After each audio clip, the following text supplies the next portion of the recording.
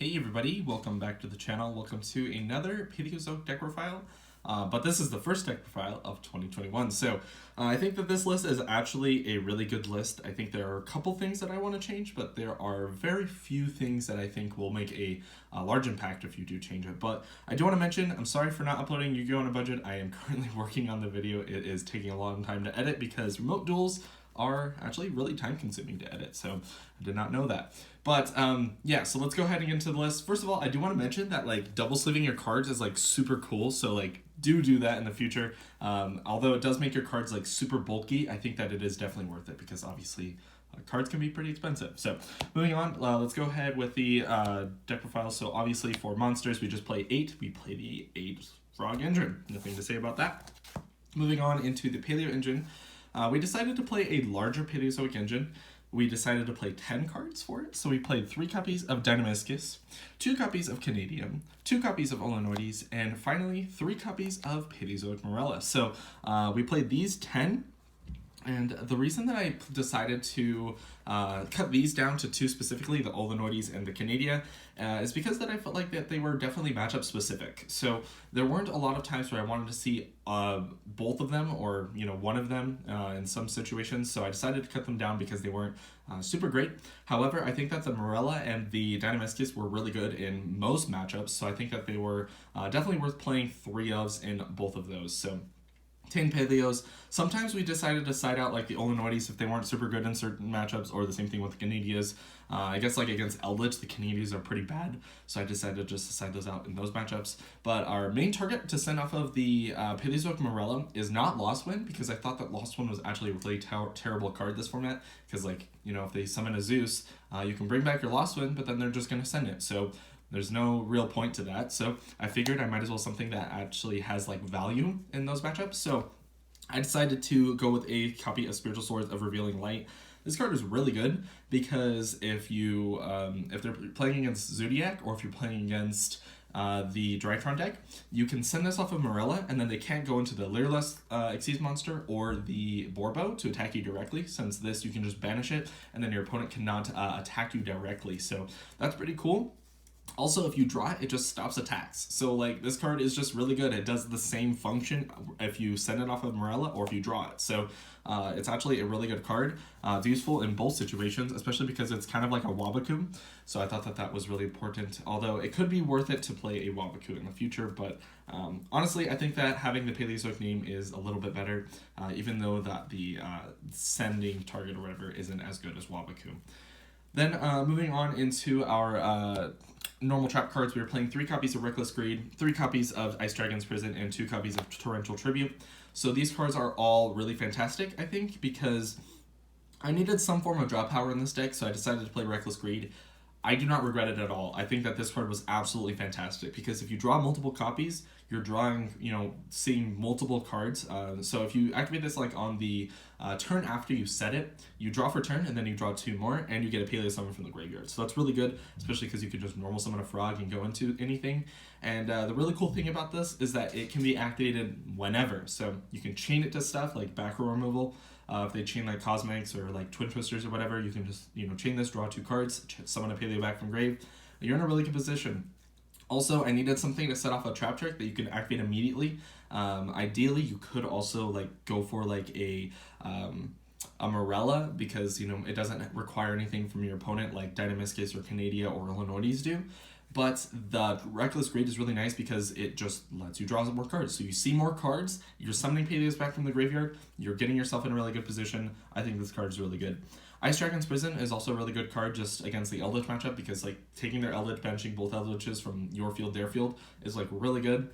Torrential Tribute is, however, like not super great against the Eldritch matchup, especially if they're playing the Dragoon variant. So a lot of the times I sided that out, but it is searchable.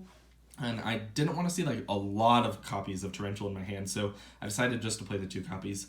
I think that all of those were pretty good. So I did play 2 searches for this that you'll see here in a moment, which I will get to, that I think that is really good. So then the final trap card, normal trap card in our list is a Trap Trick.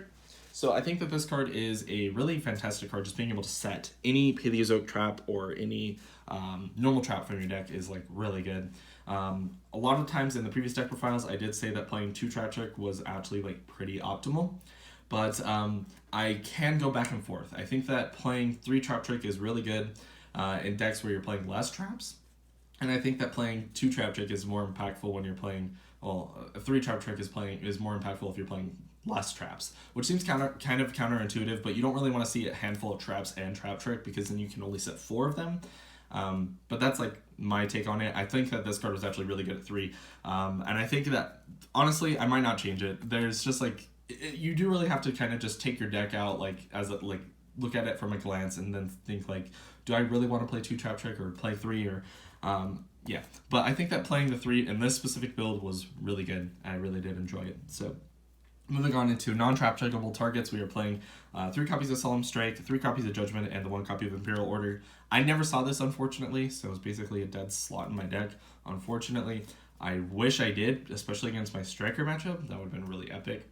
But the Judgments are usually cards that you play in your side deck. Unfortunately, I didn't think that they were really any good. Like, I wanted to fill up my entire side deck, so the Judgments just found their way into the main deck naturally. I thought that they were really good, especially going like first. You can just, set this and then you're in a really good position. Strike is also like really good, especially if you draw Strike plus Ice Dragon's Prison, you can bait out a Dragoon, which is pretty cool. Then moving on into spells, we are playing 2 copies of Fury of Kairyu-Shin. So this is the Search for Torrential Tribute. It can also protect water monsters by banishing itself from the graveyard, which is like really important because if you're playing against Torrential Tribute and they torrential you when you summon 2 frogs, you can just banish this from your graveyard and you're in a really good position. So you can just make a Toad.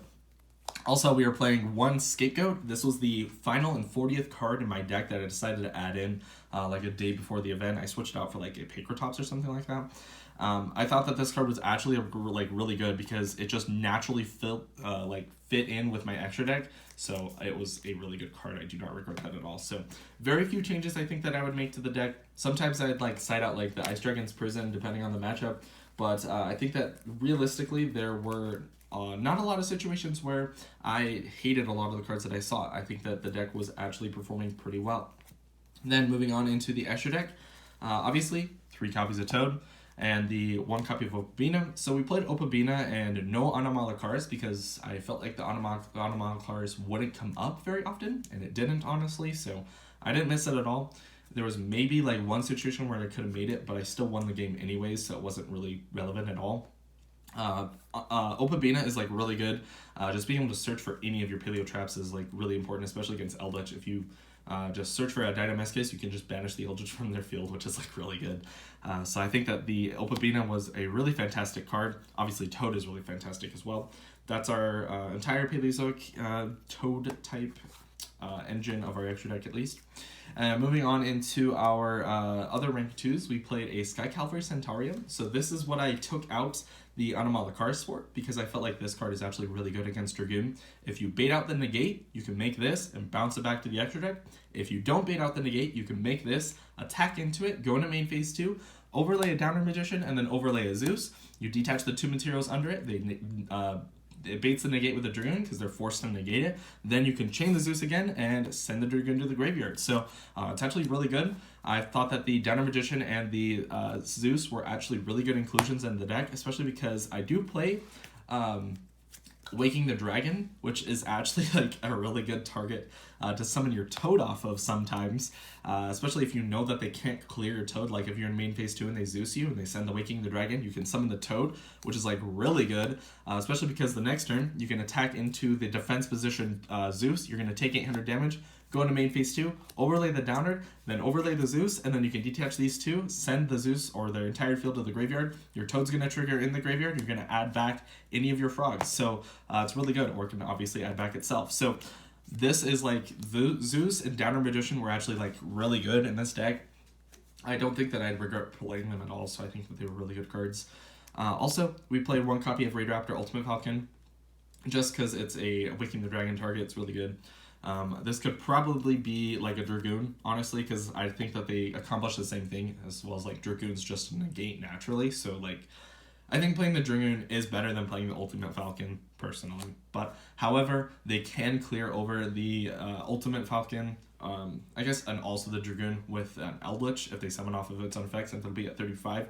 However, they are crashing if they attack with their into your Ultimate Falcon rather than killing the Dragoon, if you know what I mean. So I guess you can just negate the activation of the Eldritch, but that's besides the point.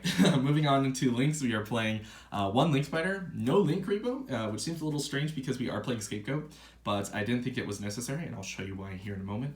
And for Link 2s, we are playing the Security Dragon, the Nightmare Phoenix, and the IP Masquerena.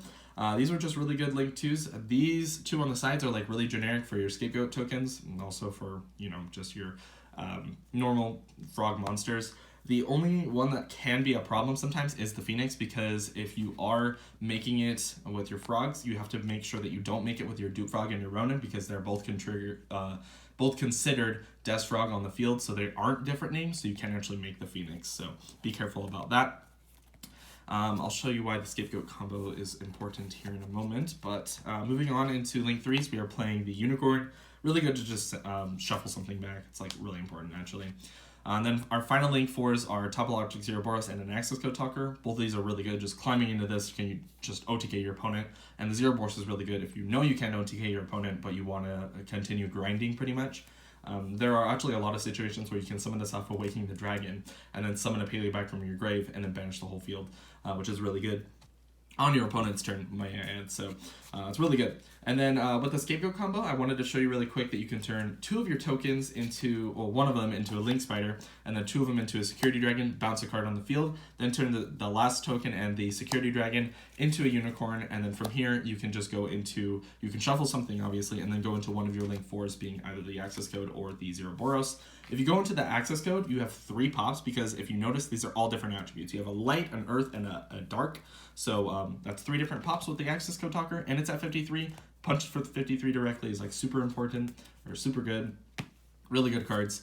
Nothing I'd really change about the links. Outside of maybe playing something over IP Masquerena, IP was honestly really underwhelming. There was like one situation where I could have made it, but it wasn't even worth it because I could have just gone into Security Dragon.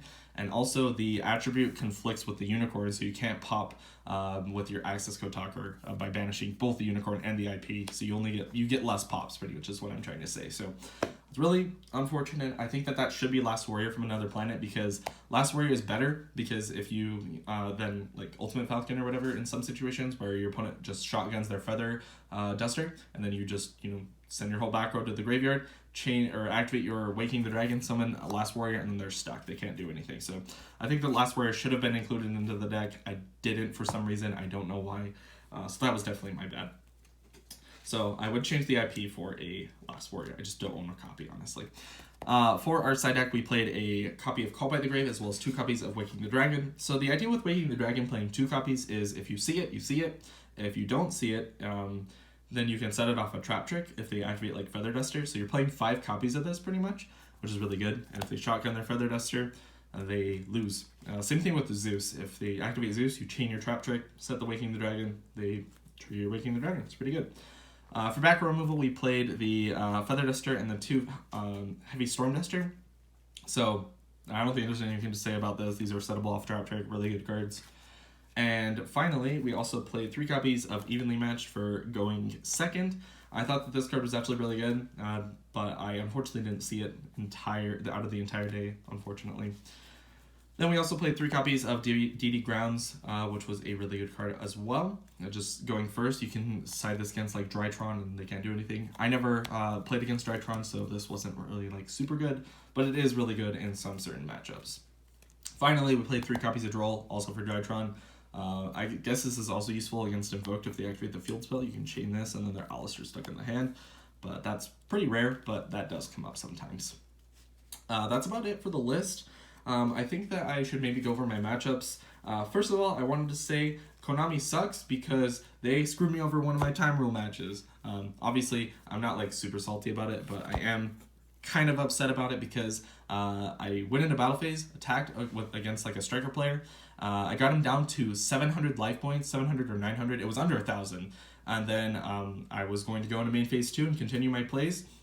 A judge came in and said, just kidding. Time was called a minute ago, roll back. And we were like, I'm not sure if that was in the battle phase or not. And he was like, it wasn't. And then they basically gave me the loss. So that was really scummy, I thought. I thought that was really unfortunate. Konami really does need to change their time rules because that cost me the match. And honestly, I think that would have been one of the matches that I would have got my top 16 from. So really unfortunate. Sometimes things like that just happens, and I just kind of have to deal with it. You know, time rules just suck. We just, you know, have to wait till Konami realizes that this is the worst thing ever, and they need to find some sort of solution. But unfortunately, there isn't one. So that's going to do it for today's video. Sorry for rambling towards the end. Hopefully, Yu-Gi-Oh! On a Budget will be coming out very soon within the next day or two. So thanks for watching. I appreciate your guys' patience, and I'll see you guys in the next video.